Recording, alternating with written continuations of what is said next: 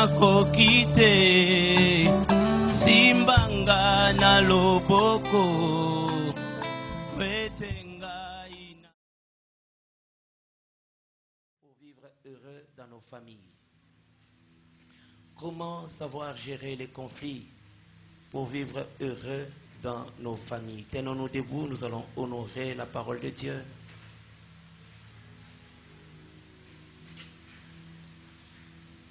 Prenons ensemble Genèse. Genèse chapitre 13. Commençons par les 5e versets et ensuite nous lirons 2 Samuel 13, 1 à 29. Genèse 13, chapitre 5. Lot, qui voyageait avec Abraham, avait aussi des brebis, des bœufs et des tentes. Et la contrée était insuffisante pour qu'ils demeurassent ensemble, car leurs biens étaient si considérables qu'ils ne pouvaient demeurer ensemble. Il y eut querelle entre les bergers des troupeaux d'Abraham et les bergers des troupeaux de Lot. Les Cananéens et les Phérésiens habitaient alors dans le pays. Abraham dit à Lot, qui est point j'étais pris des disputes entre moi et toi, ni entre mes bergers et tes bergers, car nous sommes frères. Tous les pays n'est-il pas devant toi? Sépare-toi donc de moi. Si tu vas à gauche, j'irai à droite, et si tu vas à droite, j'irai à gauche. Lot leva les yeux et vit toute la plaine du Jourdain qui était entièrement arrosée avant que l'Éternel eût détruit Sodome et Gomorrhe. C'était jusqu'à Tsoar, comme un jardin de l'Éternel, comme les pays d'Égypte. Lot choisit pour lui toute la plaine du Jourdain, il s'avança vers l'Orient. C'est ainsi qu'ils se séparèrent l'un de l'autre. Abraham habita dans les pays de Canaan, et Lot habita dans les villes de la plaine et dressa ses tentes jusqu'à Sodome. Lisons 2 Samuel, chapitre 13. 2 Samuel 13, commençons par le premier verset. Après cela, voici qu'il arriva, Absalom, fils de David, avait une sœur qui était belle et qui s'appelait Tamar. Et Amnon, fils de David, l'aima. Amnon était tourmenté jusqu'à se rendre malade à cause de Tamar, sa sœur, car elle était vierge. Elle paraissait difficile à Amnon de faire sur elle la moindre tentative. Amnon avait un ami nommé Jonadab, fils de Chiméa, frère de David, et Jonadab était un homme très habile. Il lui dit, pourquoi deviens-tu ainsi chaque matin plus maigre, toi fils du roi? Ne veux-tu pas me le dire? Amnon lui répondit, j'aime Tamar, sœur d'Absalom, mon frère. Jonadab lui dit, mets-toi au lit et fais le malade. Quand ton père viendra te voir, tu lui diras, permets à Tamar, ma sœur, de venir pour me donner à manger. Qu'elle prépare un mets sous mes yeux afin que je le voie et que je le prenne de sa main. Amnon se coucha et fit le malade. Le roi vint le voir et Amnon dit au roi, je t'ai pris que Tamar, ma sœur, vienne faire deux gâteaux sous mes yeux et que je les mange de sa main. David envoya dire à Tamar dans l'intérieur des appartements, va dans la maison d'Amnon ton frère et prépare-lui un mets. Tamar alla dans la maison d'Amnon son frère qui était couché. Elle prit de la pâte, la pétrit, prépara devant lui des gâteaux et les fit cuire. Prenant ensuite la poêle et les versa devant lui, et Amnon refusa de manger et dit, faites sortir tout le monde. Et tout le monde sortit de chez lui. Alors Amnon dit à Tamar, apporte les mains dans la chambre, que je les mange de ta main. Tamar prit les gâteaux qu'elle avait faits et les apporta à Amnon, son frère, dans la chambre. Comme elle les lui présentait à manger, il la saisit et lui dit, viens, couche avec moi, ma sœur. Elle lui répondit, non, mon frère, ne me déshonore pas, car on n'agit point ainsi en Israël. Ne commets pas cette infamie. Où irai-je, moi, après ma honte, et toi, tu seras comme l'un des infâmes en Israël. Maintenant, je t'ai pris par le roi, il ne s'opposera pas à ce que je sois à toi. Mais il ne voulut pas l'écouter, il lui fit violence, la déshonora et coucha avec elle. Puis Amnon eut pour elle une forte aversion, plus forte que n'avait été son amour, et lui dit, lève-toi, va-t'en. Elle lui répondit, n'augmente pas en me chassant le mal que tu m'as déjà fait. Il ne voulut pas l'écouter et appela les garçons qui les servaient et il dit, qu'on éloigne de moi cette femme, qu'on la mette dehors et ferme la porte après elle. Elle avait une tunique de plusieurs couleurs, car c'était le vêtement que portaient les filles des rois aussi longtemps qu'elles étaient vierges. Les serviteurs d'Amnon les mit dehors et ferma la porte après elle. Tamar répandit de la cendre sur la tête et déchira sa tunique bigarrée. Elle mit la main sur sa tête et s'en allant poussant des cris. Absalom, son frère, lui dit, Amnon, ton frère, a-t-il été avec toi? Maintenant, ma sœur, tais-toi. C'est ton frère, ne prends pas cette affaire trop à cœur. Et Tamar, désolé, demeura dans la maison d'Absalom, son frère. Le roi David apprit toutes ces choses et il fut très irrité. Absalom ne parla ni en bien ni en mal avec Amnon, mais il est pris en haine parce qu'il avait déshonoré Tamar, sa sœur. 2 ans après, comme Absalom avait des tondeurs à Baal-Hatzor, près d'Éphraïm, il invita tous les fils des rois. Absalom alla vers le roi et dit, voici ton serviteur a des tondeurs, que le roi et ses serviteurs viennent chez ton serviteur. Et le roi dit à Absalom, non mon fils, nous n'irons pas tous de peur que nous ne te soyons à charge. Absalom les pressa, mais le roi ne voulut point aller et il les bénit. Absalom dit, permets au moins à Amnon, mon frère, de venir avec nous. Le roi lui répondit, pourquoi irais-je-t-il chez toi? Sur les instances d'Absalom, le roi laissa aller avec lui Amnon et tous ses frères.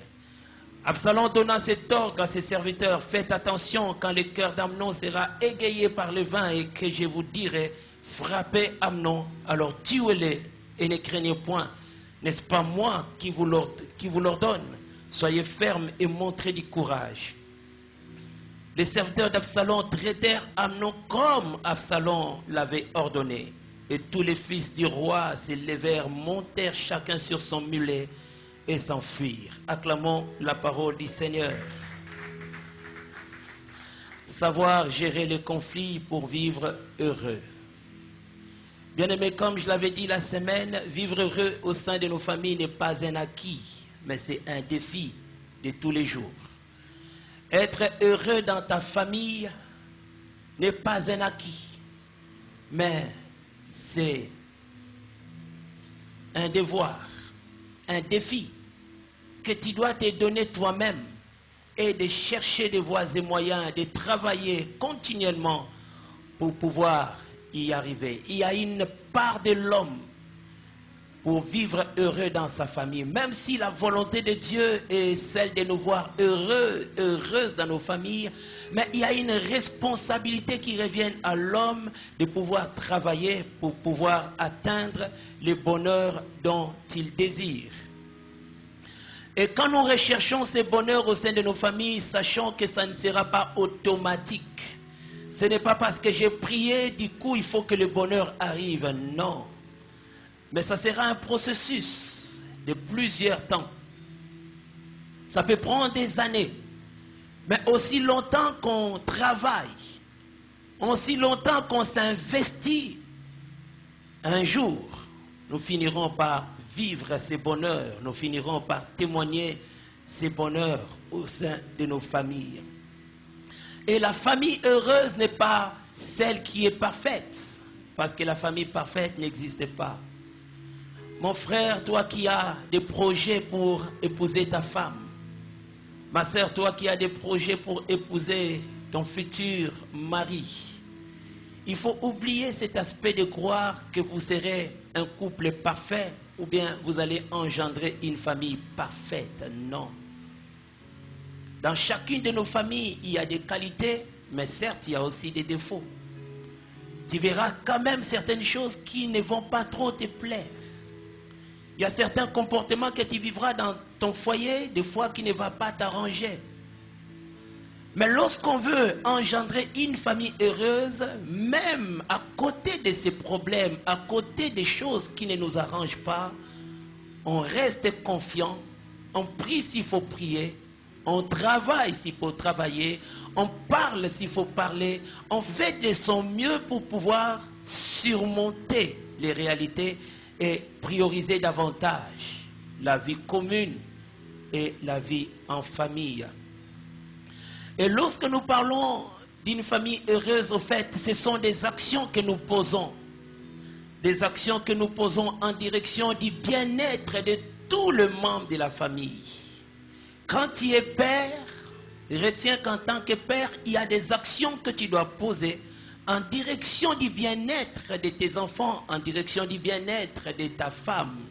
Et de même, si tu es une femme, tu es une maman, il y a des actions que tu dois poser en direction du bien-être de ton mari, en direction du bien-être de tes enfants. Chaque membre de famille, chacun des membres de nos familles qui veut vivre heureux dans sa famille, il doit poser des actes en direction du bien-être. Autant tu sais que ça peut constituer un bien-être dans la vie des autres, tu dois les faire, ces actes-là. Mais si tu es conscient que l'acte que je vais poser, la parole que je vais libérer, peut déranger la vie des autres, alors ne pose pas cet acte, ne libère pas ces paroles. Celui qui veut une famille heureuse doit poser des actes, jour après jour, en direction du bien-être. Et ce que nous posons comme acte, ce sont des semences. Et un jour, ce qui est mis sous terre finira par produire des résultats. De même qu'un agriculteur souffre lorsqu'il sème, mais il ne souffre pas lorsqu'il vient pour faire la récolte. Le temps de la semaille, c'est un temps difficile. Former une famille heureuse te prendra du temps, de l'énergie, des moyens que tu dois mettre en jeu. Mais lorsque la famille va refléter l'honneur, lorsque la famille atteindra le bonheur, lorsque la famille va rayonner, ça sera le temps de la récolte où tu jouiras de ce que tu as pu faire. C'est là où des fois, les voisins te disent, gloire à Dieu pour ta famille. Tu as des enfants merveilleux. Oh, si Dieu me donnait une famille comme la tienne. Alors que tu as payé le prix. Alors que tu as travaillé, tu avais accepté des sacrifices pour qu'un jour, quelqu'un dise réellement, oh, ta famille, elle est merveilleuse. Non, tes enfants sont exceptionnels. Non, ah, vraiment, le Dieu qui t'a donné cette famille, vraiment, il t'a aimé, il t'a béni. Les gens qui viennent des fois féliciter certains parents, ils ne voient que les présents, mais ils ne voient pas les sacrifices que ces parents-là ont pu faire. Des années de souffrance, des années d'investissement, où il fallait être derrière les enfants jour après jour pour parler et parler encore. Des fois, les enfants au départ avaient une tête dure, mais il fallait être là pour les conseiller, il fallait être là pour prier pour eux.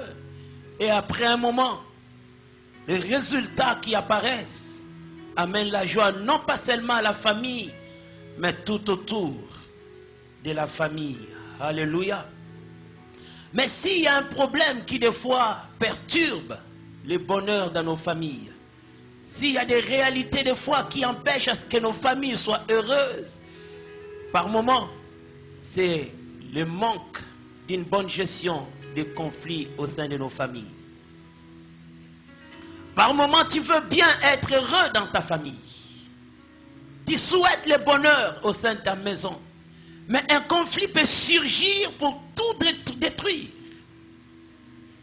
Des gens qui étaient ensemble pendant longtemps, mais parce qu'il manquait le tact, la manière de gérer un conflit, la famille s'est envolée. Les gens qui avaient l'habitude de vivre ensemble ne savent même plus se regarder en face. Les gens qui s'appelaient à tout moment, ils ne s'appellent plus. Pourquoi? Parce que simplement il y avait un conflit que la famille ne savait pas bien gérer. Bien aimé, quand nous parlons du conflit, qu'est-ce que le conflit? Le conflit est un état d'opposition entre les personnes ou entre des entités. C'est un état d'opposition entre une personne ou bien plusieurs personnes. Le conflit est un moment de crise qu'une personne ou bien un groupe de personnes peuvent connaître. Un temps de crise où on commence à se regarder comme des chiens défaillants. Chacun de son côté se dit, je ne veux pas être proche de mon grand frère. Je ne veux pas m'approcher de ma mère. J'évite ma soeur. Là déjà, il y a un problème. Parce qu'on ne peut pas éviter quelqu'un avec qui on était habitué vainement. On ne peut pas fuir son frère vainement. On ne peut pas éviter ses parents vainement. Quand quelqu'un commence à éviter son père, quand quelqu'un commence à éviter sa mère, quand quelqu'un dit que je ne veux plus aller dans la maison de ma soeur, de mon frère, c'est qu'il y a eu un malaise, il y a eu un désaccord, il y a eu un ça ne va pas, il y a eu un conflit, une crise qui avait surgi et qui est en train de faire son affaire.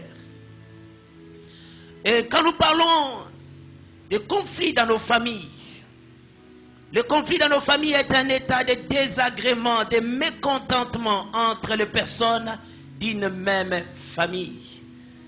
Un état de désagrément, de mécontentement entre des personnes d'une même famille. Le grand frère avait dit ça. Il m'avait mal répondu. Il m'avait dérangé. Alors c'est pourquoi je me réserve de venir lui rendre visite. Quand vous étiez en famille, vous avez cité mon nom en mal. Et la personne qui se sent lésée se rétracte et ne veut plus s'approcher des autres. Dans nos familles, il y a des problèmes et il y en aura toujours. Amen. Il n'y a aucune famille parfaite sur la terre. Aucune. Et c'est pourquoi vous qui avez des problèmes, il ne faut jamais dire que c'est la mauvaise famille que nous avons sur la terre. Non. Ce n'est pas parce que vous avez quelques problèmes que vous devez faire de fausses déclarations. Vous n'êtes pas la dernière famille, la plus mauvaise qui existe sur la terre. Ça, il ne faut jamais le dire. Même la famille que tu vois de loin, peut-être c'est parce que tu n'habites pas leur maison. C'est parce que tu ne les fréquentes pas. Eux aussi, ils ont leurs problèmes. Dans chacune de nos familles, il y a des problèmes. Mais seulement, il y en a d'autres qui savent combien gérer des problèmes, alors que d'autres laissent les problèmes prendre de l'ampleur jusqu'à ce que ça détruit, ça fragilise davantage la famille.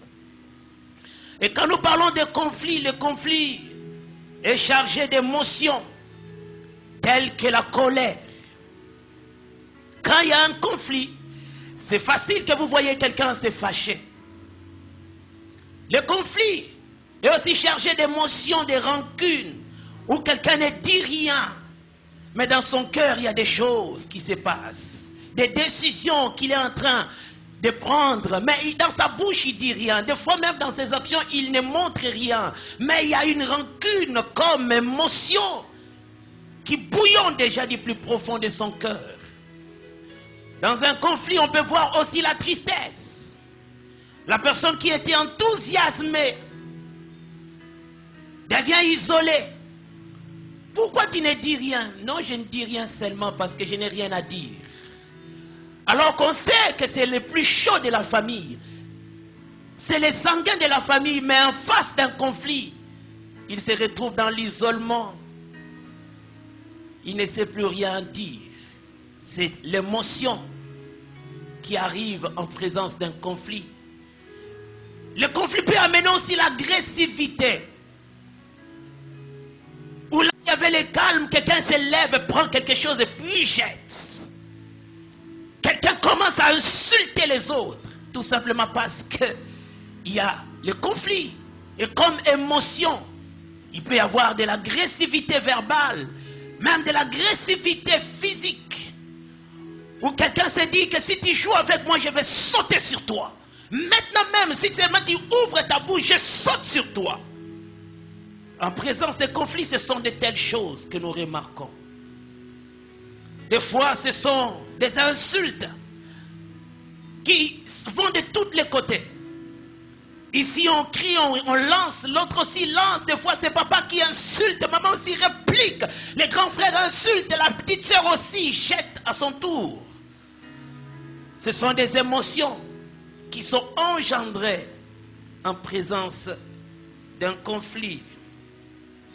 Mais il faudra savoir que le conflit fait partie intégrante de nos familles. Dans chacune de nos familles, nous sommes exposés au conflit. C'est seulement au ciel où il n'y a pas de conflit. Mais au moins au ciel aussi, une fois, il y avait un conflit. Satan s'était rébellé au ciel. Il y avait un conflit même au ciel. C'est pour dire que tant que l'homme vivra sur la terre, il y aura toujours des conflits. Même dans ta famille, le conflit fera partie intégrante de votre maison. Et des fois, c'est en présence de conflits que nous remarquons une famille solide, une famille fragile. Les familles fragiles en présence de conflits, c'est une opportunité qui vient davantage les diviser, les séparer. Déjà, lorsque vous êtes fragile, il suffit d'un petit problème pour que cette fragilité se révèle au regard de tout le monde. Mais lorsque vous êtes une famille solide, oui, le conflit peut venir comme un vent. Ça va souffler, mais la famille restera debout. La famille continuera à vivre. On verra toujours les personnes vivre ensemble. C'est pourquoi ma déclaration ce matin, que Dieu t'accorde une famille solide. Que Dieu change l'état de votre famille. Si c'était une famille fragile, que Dieu vous accorde la solidité. Même en face des problèmes. Les gens qui attendaient à ce que vous soyez séparés, divisés, quand ils reviendront, qu'ils vous voient en train de rire ensemble, en train de parler ensemble. Celui qui voulait vous fragiliser, qui voulait vous séparer, qu'il entende que tu es parti voir ta soeur et vous avez mangé ensemble. Qu'ils soient dans la confusion, ceux-là qui vont travailler pour vous séparer. Qu'ils soient confus, ceux-là qui vont s'aimer des divisions dans votre famille. À cause de Jésus, je déclare que votre famille restera soudée. Votre famille restera unie pour la gloire du Seigneur. Et cela est possible. Je l'ai dit encore, cela est possible. Oui, ce n'est pas seulement l'apanage de ceux-là que tu vois à côté. Votre famille aussi peut rester solide en dépit des problèmes. Et c'est ça la volonté de Dieu. Que vous restez unis, même en face des problèmes. Alléluia. Bien-aimés, nous devons être prêts à gérer les conflits qui vont se présenter dans nos familles. Celui qui travaille pour gérer les conflits au sein de sa famille, premièrement, il manifeste l'amour qu'il a pour sa famille. La famille est sacrée, frères et sœurs. Dans la pensée de Dieu, même si vous décidez de vous séparer, Dieu pour Dieu, il vous verra toujours ensemble. Dieu ne sait pas comment séparer une famille. Même si tu acceptes de changer le nom, mais pour Dieu, tu es toujours Mutombo, tu es toujours Mushinga, tu es toujours ce que tu es. Parce que la famille a des liens incassables, indivisibles. Même si tu changes de nationalité, tu restes toujours le fils, la fille de ton père. C'est pourquoi lorsque nous avons des conflits, autant nous travaillons pour les résoudre, pour les gérer, nous manifestons de l'amour. D'abord envers Dieu et aussi envers le membre de notre famille. Toute personne qui surpasse ces problèmes, qui essaye de transcender ce qui ne marche pas, dans l'objectif de travailler pour résoudre les conflits dans sa famille, au fait, dans son cœur, il y a une place qu'il donne à sa famille. Je déplore par moments des personnes qui, à cause d'un petit problème, le premier réflexe c'est quoi? Regardez bien, ils n'ont pas assez d'amour pour leur famille. Parce que quand on a réellement aimé quelqu'un, on ne sait pas se séparer de lui. Les vrais amis ne se séparent jamais. Les vrais frères ne se séparent jamais. Les vraies sœurs ne se séparent jamais. Même en présence de problèmes, on peut se chamailler, on peut se battre. Mais après quelque temps, je reviendrai toujours pour dire, tu es mon sang. Même à côté de ces problèmes, tu es mon frère, tu es ma soeur. Continuons la route ensemble. Alléluia. L'amour que tu as pour ta famille te maintiendra dans cette famille, même lorsqu'il y aura des problèmes. Et deuxièmement, lorsqu'on aime sa famille et qu'on arrive à gérer les conflits, on révèle davantage la maturité relationnelle. Celui ou celle qui est à côté de toi n'est pas parfait, de même aussi tu n'es pas parfait. Et lorsqu'on comprend cet aspect des choses, bien aimé, même quand les conflits arrivent, on va se dépasser pour démontrer de la maturité. Il y a certaines personnes qui n'attendent pas forcément à ce qu'on vienne leur demander pardon. Même des fois quand ils savent qu'ils ont raison. Mais pour maintenir l'unité dans sa famille, pour maintenir l'unité dans sa maison, lui il va vers les autres. Il n'attend pas à ce que même les grands frères ou bien les petits frères qu'il avait blessés reviennent pour lui dire pardon. Il voit seulement une semaine, 2 semaines. Comment il n'appelle pas? Il prend son téléphone, il appelle. Oh, mais je ne te vois plus, qu'est-ce qui se passe? Là, c'est un signe de maturité. On veut conserver ce qui est sacré, au-delà de ce qui est éphémère. Qu'est-ce que vous gagnez lorsque vous vivez en division, en séparation? Qu'est-ce que vous gagnez lorsque tu ne t'entends pas avec ton frère? Quel est le bénéfice que vous recevez en étant en inimitié avec les membres de votre famille? Bizarrement, il y en a d'autres, il y a des personnes qui sont heureuses de savoir qu'elle ne parle plus à son père, elle ne parle plus à sa mère, elle ne parle plus à aucun de ses frères. Il est content, elle est contente. Moi, j'ai coupé les liens de ma famille, je ne parle plus à aucun membre de ma famille. Pour moi, comme ça me va. Ça ne te va pas. Ça ne te va pas. C'est toi qui crois que ça va. Mais le jour où tu auras un problème, c'est alors que tu comprendras que ça ne te va pas. Se séparer de sa famille, bien aimé, ça t'affaiblit et ça t'affaiblit encore. Même si tu ne le constates pas, mais un jour, tu verras réellement que non, il fallait vivre ensemble plutôt que d'être seul. Les jours où tu connaîtras les problèmes, même avec autant d'argent, si aucun de tes frères ne vient te rendre visite, si aucune de tes sœurs ne vient te visiter, c'est en ce moment-là que tu comprendras que la famille est importante. Le jour où tu as une fête, tu ne vois aucun membre de ta famille. Bien aimé, même s'il y a multitude de tes amis, dans ton cœur, tu sentiras quelque chose. Je connais un frère. Il avait un comportement bizarre. Jusqu'au jour où il avait parlé à sa mère pour dire, même les jours de ma mort, ne venez pas, ne venez pas. Maman a dit merci. Et puis un jour, il voulait se marier. Il a appelé ses amis pour dire, nous allons partir épouser ma fiancée. Les amis sont venus. Il a invité des gens.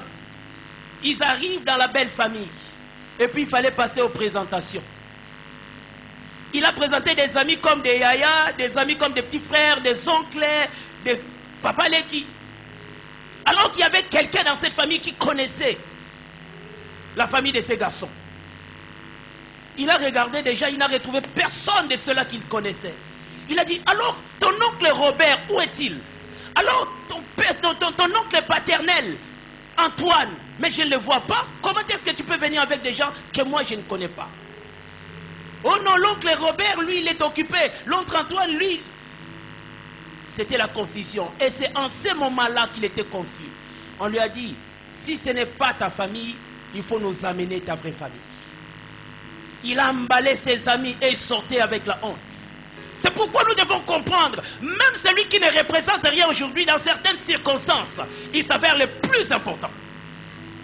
C'est pourquoi tout membre de nos familles est important. Nous devons les prendre comme tels. Si même tu ne me donnes pas l'argent, je sais qu'un jour tu vas m'accompagner pour aller quelque part. Même si tu ne me donnes pas l'argent, je sais qu'un jour tu porteras même mon cercueil. Tout le monde est important dans nos familles. Par moments, nous négligeons la famille, mais regardons sur les lits d'hôpital. Qui reste à côté? Ce sont des amis, des connaissances, ce sont des frères, ce sont tes soeurs qui pleurent le jour où tu meurs. Oui, tes amis vont pleurer, mais ils ne vont pas pleurer comme ta propre famille. Qui fera les deuils? Qui sera autour du cercueil? Ce sont des amis. Ils viennent comme des invités. Ils pleurent, mais après, des fois même, ils ne vont même pas passer la nuit. Ils ne vont même pas passer la nuit. Mais nous avons une famille qui nous accompagne. Même si vous avez des problèmes, oui, des problèmes sont récurrents dans nos familles. Mais nous devons nous supporter les uns les autres. Apprécier nos familles. Les aimer. Les soutenir.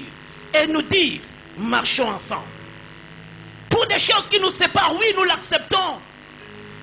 Mais allons-y devant. Peut-être la solution, nous la trouverons devant. On peut être en désaccord, mais sans être désagréable. C'est possible qu'on ne soit pas d'accord dans tous les points, mais sans être désagréable. Tu parles d'une chose, moi je le refuse, mais sans qu'on soit en train de s'insulter. Lorsque tu arrives à gérer les conflits, cela révèle la maturité relationnelle. Nous devons privilégier ce lien sacré. Même si vous avez des problèmes, bien aimé, ta famille reste ta famille. Et tu n'en auras pas deux. Tu n'en auras pas deux.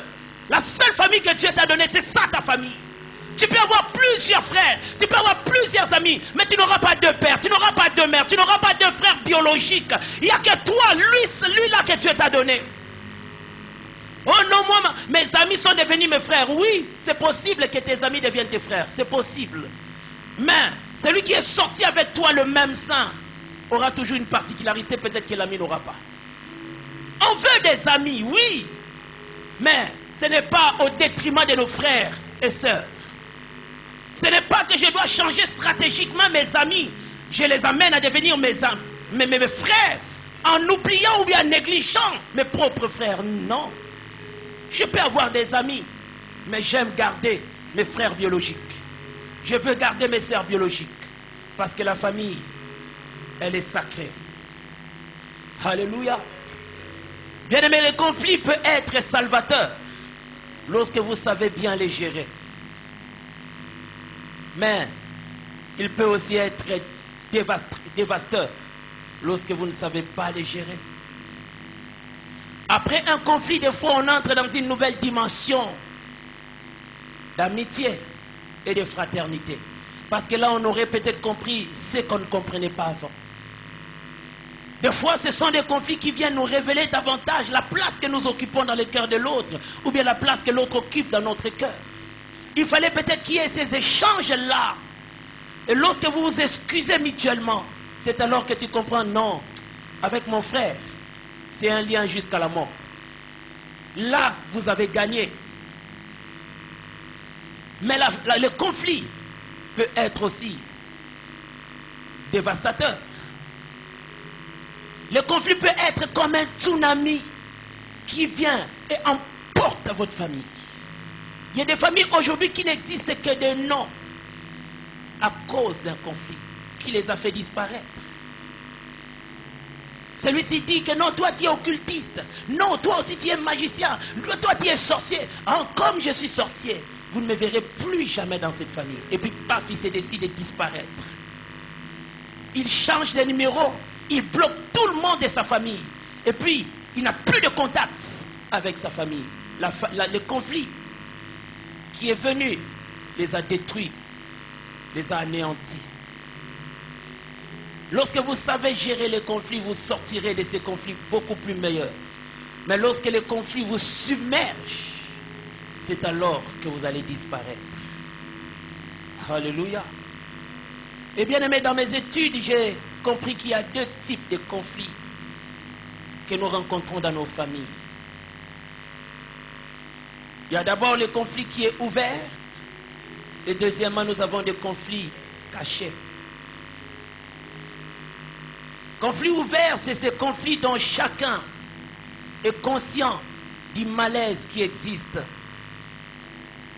entre membres de la famille. Dans un conflit ouvert, on est conscient qu'il y a un ça ne va pas. Tu sais que moi et mon frère, on a un problème. Peut-être on s'était chamaillé. Peut-être qu'il m'avait pris mon argent, il ne me veut pas me rembourser. Peut-être qu'il m'avait mal parlé, il m'avait insulté. Lui sait, moi je sais, que nous ne nous entendons pas. Nous ne parlons pas. Pourquoi? Parce qu'il y a un malaise.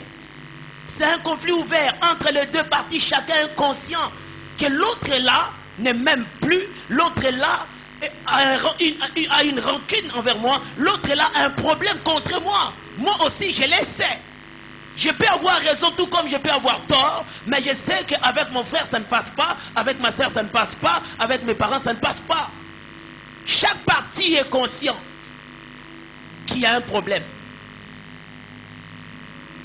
Mais au-delà du conflit ouvert, il y a aussi un conflit qui est caché. Et c'est le conflit le plus dangereux. C'est le conflit où l'une des parties sait qu'elle a un problème avec l'autre, pendant que l'autre ignore totalement ce qui se passe dans le cœur de son frère ou de sa soeur. Il peut y avoir un problème, vous arrangez, toi tu as oublié, mais l'autre est là, n'a pas oublié. Dans son cœur, il commence à réfléchir sur comment il va se venger.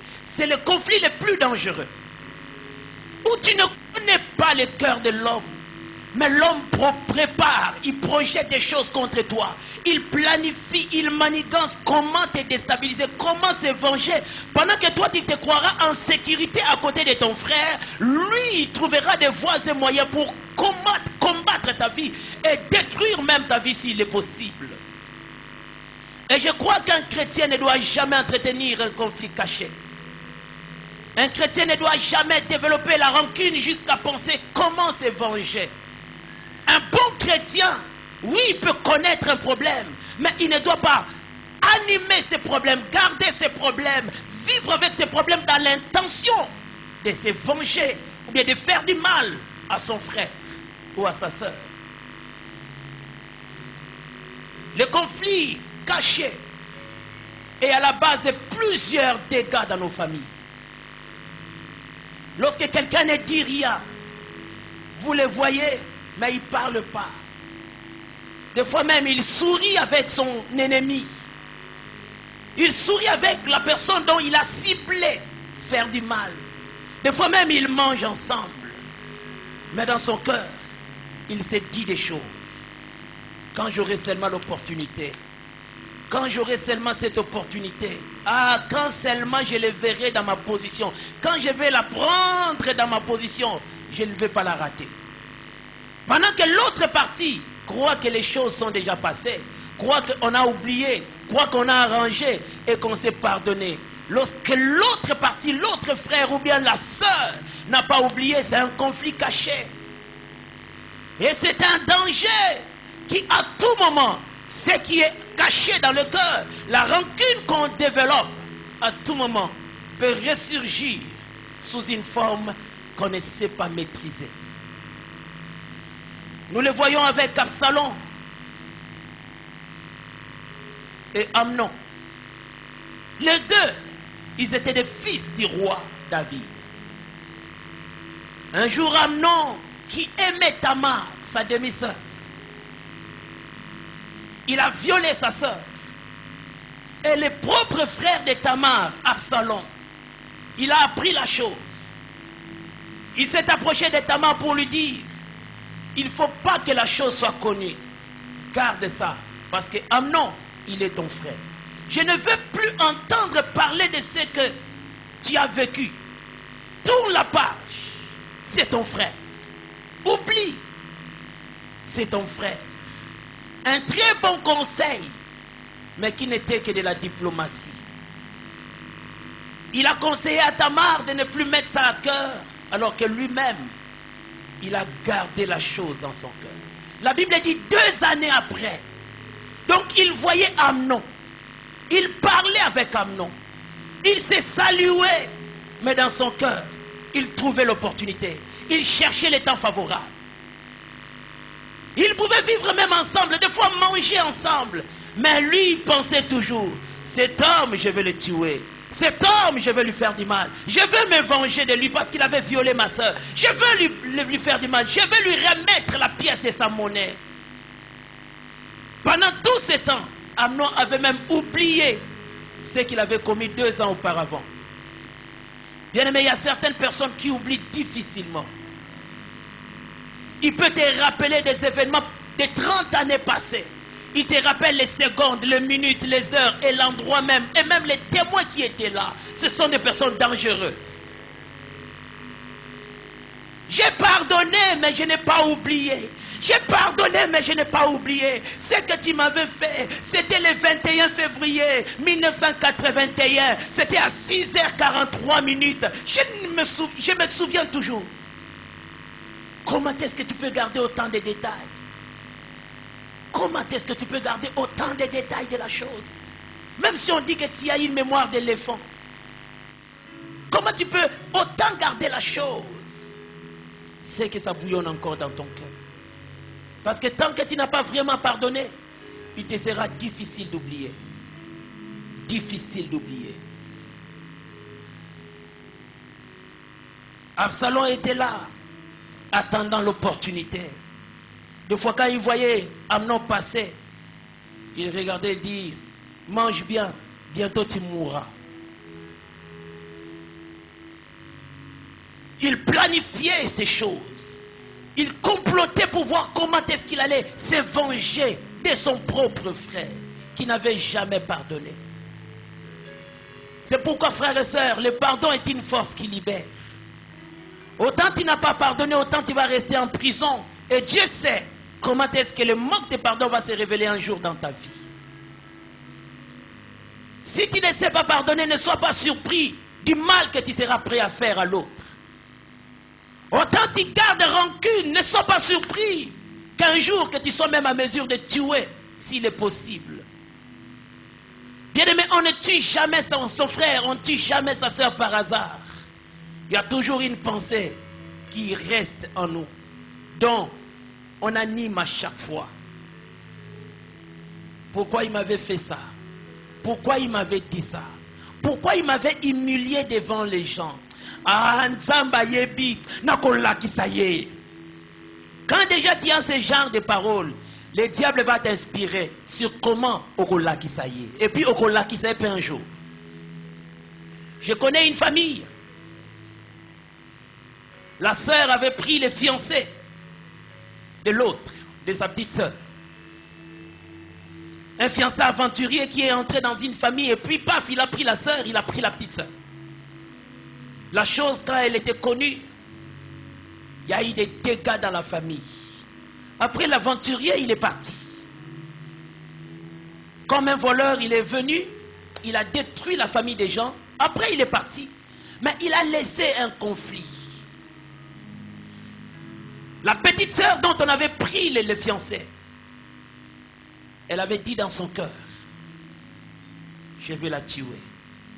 Et tout le monde l'avait entendu. Après une petite réunion, elle a demandé pardon, mais c'était un faux pardon. Plusieurs années plus tard, la sœur qui avait fini de manger, après on la voit tomber. On l'amène à l'hôpital, elle était déjà morte. On ne savait pas de quoi elle était morte. Il fallait faire de l'autopsie. C'est pendant l'autopsie qu'on a révélé qu'elle était empoisonnée. On ne pouvait même pas penser que c'était la petite sœur qui, à cause de ce qu'elle avait fait des années, qu'elle s'était vengée ces jours-là. Les gens pleuraient. Azamutumala, moi ça la kabat ma bête, mais comment Koufika boye, m'a empoisonné pour la nine. Elle aussi était là en train de pleurer. C'est pourquoi un bon sorcier, une bonne sorcière, accompagne toujours sa victime. Mutualie mutu, azalaka wana. Mutasali mutu mabe, azalaka wana. Po ifa mona musala na ye, nandenga saleli yango bien. Elle pleurait aussi. Ya mon thème, ya. Alors que c'était elle qui avait fait la chose. On est allé enterrer. Et puis, les choses sont revenues à la normale. Quelque temps plus tard, je ne sais pas comment ces choses-là s'est passées. Moi, je ne crois pas ça, mais c'est ce qu'elle avait vécu. Elle a commencé par faire des songes. Des songes. Et puis un jour, elle a sursauté. Eh, pardon Yaya. Oh, pardon Yaya Ndeni. Les gens se sont rapprochés. Elle parlait, elle confessait.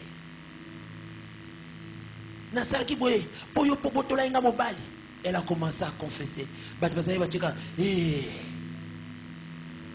À cause d'un homme, elle a tué son frère. Et c'était la famille qui l'avait maintenant rejeté. Elle ne savait plus où vivre. Même les amis qui avaient su l'histoire, personne ne pouvait plus rester avec cette femme. Elle avait quitté Kinshasa, elle est allée à Brazzaville, je crois qu'elle est déjà morte. La rancune. La rancune. Frère, n'accepte pas de tout mettre dans ton cœur. Il y a des choses que tu ne dois pas garder. Pourquoi? Parce que c'est une mauvaise sémence. Ça peut produire des impacts que tu ne peux même pas imaginer. Plus tu gardes dans ton cœur des saletés, plus tu gardes la rancune dans ton cœur. Ne sois pas surpris un jour si tu commençais à insulter la personne. Si tu ne sais pas pardonner, va prier. Va prier. Dis à Dieu, je ne veux pas conserver ce manque de pardon dans mon cœur. Je ne veux pas conserver autant de haine dans mon cœur. C'est une mauvaise sémence qui finira par t'amener à commettre l'irréparable. Un jour, tu vas te fâcher et tu vas commencer à agir alors que ce n'est pas ce qu'on t'a fait en ce moment-là. C'est ce que tu avais déjà reçu auparavant. Il y a certaines femmes au foyer qui vous l'envoyez un jour s'élever, commencer à faire des choses à son mari. Vous croyez que non, c'est ce que le mari a fait tout à l'heure là. Non. Un jour, le mari avait fait quelque chose. La femme n'avait pas oublié. Elle avait gardé. Et quand elle a trouvé l'opportunité, elle en a saisi pour détruire le mari. Le cœur de l'homme. Soko limbi sarate. Orokamwa makamote mano esalisao. Il y a certaines personnes, quand votre cœur se manifeste d'une certaine manière, toi-même vraiment tu seras là. Oui, yo. Quand tu gardes les choses, c'est que tu gardes, tu ne sais pas comment est-ce que ça va sortir. C'est pourquoi j'aimerais dire à tous mes frères, à toutes mes sœurs, vous qui allez vous marier demain, si vous n'êtes pas prêts à oublier certaines choses, c'est dans le mariage que vous commettrez des dégâts énormes. La vengeance dans le mariage, c'est terrible lorsque quelqu'un veut se marier dans le mariage, se venger dans le mariage. Imaginez, tu dors avec quelqu'un, tu manges avec quelqu'un, mais dans ton cœur, la personne est déjà ton ennemi. Des fois même tu l'appelles chérie, mais dans ton cœur, mais tu passes du temps avec elle, tu passes du temps avec lui, mais comme tu ne l'avais jamais pardonné, un jour, ce manque de pardon te poussera à l'erreur. Ça t'amènera à faire quelque chose dont toi-même tu vas regretter. Absalom n'était pas un meurtrier, mais il était seulement un rancunier. Au départ, il n'était pas un meurtrier. Ce n'était pas qu'il tuait régulièrement les gens, mais il était simplement un rancunier. Et à cause de ses rancunes, il est devenu meurtrier. Tu es une bonne personne, mais les défauts que tu as, tu n'oublies jamais le mal qu'on t'a fait. Et c'est à cause de ça que tu vas faire des choses après. Tu es une bonne personne, tu es une bonne sœur, mais les défauts que tu as, tu es rancunière. C'est à cause de ça que tu deviendras un jour meurtrière. Veillons sur ce que nous vivons. Surtout quand ça vient de ta famille. Bien-aimé, la famille, elle est sacrée. Ces frères-là que tu vois, cette sœur-là que tu vois, tu ne l'as pas choisi, c'est Dieu qui te l'a imposé. C'est le choix de Dieu. Et notre responsabilité, c'est de supporter ces gens-là. Même des fois, lorsqu'ils commettent des choses que nous n'aimons pas, que nous n'apprécions pas, mais comme c'est Dieu qui le veut à côté de nous, nous avons la responsabilité de les supporter. Et c'est jusqu'au bout. Jusqu'au bout. Avec un ami, vous pouvez vous séparer, puis chacun de son côté. Mais comment se séparer de celui avec qui on a un lien incassable?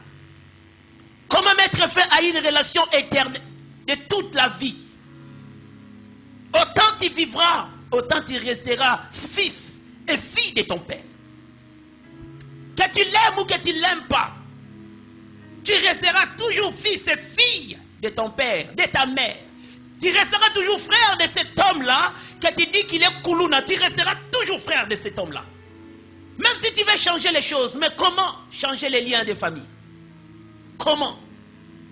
aucune prière, aucun miracle ne peut le faire. Même si tu priais comment, tu gênais comment, Seigneur, je ne veux plus être l'enfant de cette mère. Même Dieu lui-même, il ne sait pas quoi faire. Même Dieu ne sait même pas changer ça. Il te l'a déjà donné et ça doit rester ainsi. Ta responsabilité, c'est de les supporter. Est-ce que dans nos familles, nous avons que des bonnes personnes? Non. Il y a aussi des personnes bizarres. Bizarres comme bizarres. Quand tu les regardes, ils m'ont tellement... À côté de la famille, si c'était toi, tu allais refuser, mais Dieu n'a même pas demandé ton avis. Il a imposé cette femme. Il a imposé cet homme dans votre famille. Et votre responsabilité, c'est de les supporter.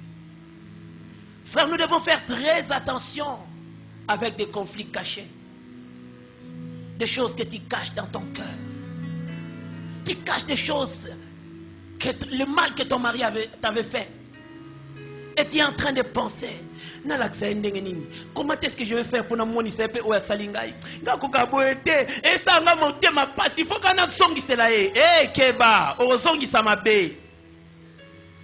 Si Caïn savait que le conseil que Dieu lui donnait, c'était pour préserver sa vie, il allait mettre sa vie à l'abri. Le mal qu'il avait ressenti dans son cœur, l'injustice, la jalousie, il a commencé à cultiver de mauvaises pensées contre Abel, son frère. Dieu lui dit, Caïn, fais très attention. Les péchés couchent à la porte de ton cœur, mais domine ces péchés. Mais il croyait que Dieu s'amusait. Il croyait que rien ne pouvait arriver et qu'il pouvait laisser ses péchés croître. Il a laissé ses péchés jusqu'à ce qu'il est devenu assassin. Tu ne sais pas ce que tu gardes là où ça peut t'amener. Tu ne sais pas quelle opportunité le diable mettra en face de toi pour te pousser à commettre l'irréparable. Tu vas insulter quelqu'un que tu ne pouvais même pas imaginer insulter à cause de la rancune seulement que tu gardes dans ton cœur. Allons, Wakuna, Yomole Rolobel que Nobobi, Nalobeli patron. Po, Oina qui patron à monter manayo. Koka montem kolom solongolaye. Quand tu n'aimes plus ton père, quand tu n'aimes plus ta mère, ne sois pas surpris de voir un jour lui manquer de respect. Ça commence toujours par une rancune qu'on développe. Jour après jour, on pense à tout le mal qu'il te fait. À tout le mal qu'il te fait. Tu n'oublies pas, tu ne pardonnes pas. Tu penses et tu penses à un jour. Tu pourras faire sortir ces mal sous une forme que toi-même tu les regretteras. Veillons, veillons sur cela. C'est pourquoi Abraham, sachant le mal de rancune, il ne voulait pas entretenir ses rancunes avec son neveu Lot. La Bible dit que les bergers de Lot et les bergers d'Abraham commençaient à se chamailler. Abraham, il a compris déjà qu'il y avait un malaise dans leurs relations. Si les bergers commencent à se chamailler, c'est qu'on est plus loin d'entrer aussi dans ces mêmes choses. Il appelle son neveu. Il dit non, nous sommes frères. On ne peut pas se chamailler parce qu'il y a les Éviens qui sont là. Il y a des Phérésiens qui sont là. Les voisins nous observent. Ils savent que nous sommes une famille. À quoi bon continuer à dire que nous sommes une famille alors que nous nous chamaillons, nous nous insultons et on ne se parle pas? Il dit, regarde toute l'étendue du pays devant nous. Si toi tu vas à gauche, moi j'irai à droite. Et si toi tu choisis la droite, moi j'irai à gauche. Et c'est comme ça que l'autre choisit. Il s'en va. Abraham aussi reste en paix. Ils ont pu garder ces liens de fraternité, ces liens d'amour. Autant s'il pouvait voir l'autre, rien ne lui empêchait d'aller voir l'autre. Autant si l'autre voulait le voir, rien ne lui empêchait de venir le voir. Au moins ils ont pu résoudre un problème et c'est comme ça qu'ils ont pu bien évoluer. Bien-aimé, tu peux résoudre ces problèmes-là au lieu de les garder et laisser à ce que ces problèmes développent en toi la rancune qui peut t'amener à commettre l'erreur. Tenons-nous debout, nous allons prier. Mupembango molaye ngamoko na kokite simbanga na loboko